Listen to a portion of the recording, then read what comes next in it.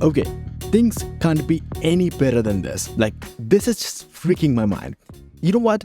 When the iPad Pro M1 launched back in 2021, people hated the iPad because it was a very minor of an upgrade over the 2020 iPad Pro, because M1 chip's power totally get wasted by the iPad OS, and on top of everything else, the software experience. People are talking like, if it's a professional device, if it's a pro device, where are the pro softwares?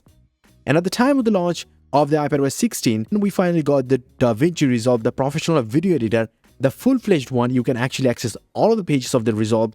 But then again, people were still like, Apple isn't doing anything. It's another company, Blackmagic Design, is releasing their full-fledged computer software right on the iPad, which is exactly what the computer software is, just put it over to the iPad.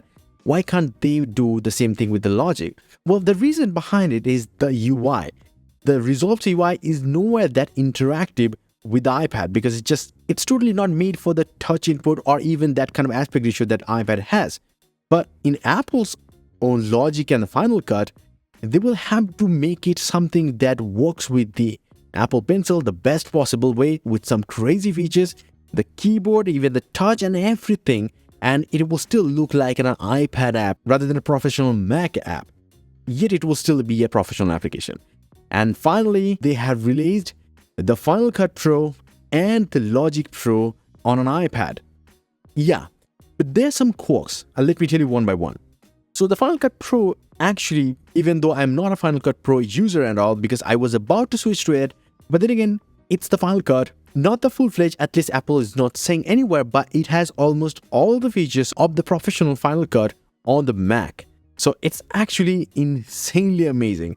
And you can actually do so much of editing, like masking to keyframing to cinematic mode is there, ProRes support is there. You can also send the workflow to the Mac and continue over there. So this is actually much more features than you think, but you have to pay a price as well. It's $4.99 per month if you are thinking of the monthly subscription, or annually it is just $49. But that's not the only catch though. It will only support the M series iPad, so you get the point. You're not paying the Pro price, you're not getting the Pro experience at all. So with finally full screen support and Resolve, Final Cut, or even the Logic Pro, iPad Pros are becoming really amazing devices. I mean, they are becoming the Pro devices that we wanted them to be a long time back. Even though it's saying it is launched for the iPad, it is not available at this point.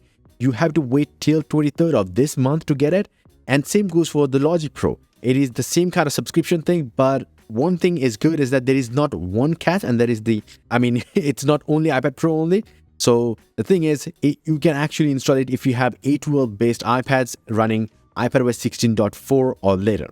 So finally, seeing iPad going this far to become a Pro device, I expect the whole Adobe suite to arrive sometimes in the future. I can expect that now, because Pro apps are coming to the iPads. That's insanely amazing. Let me know your thoughts in the comment section below, how excited you are for these kind of updates to the iPads. I mean, I'm crazy amazed.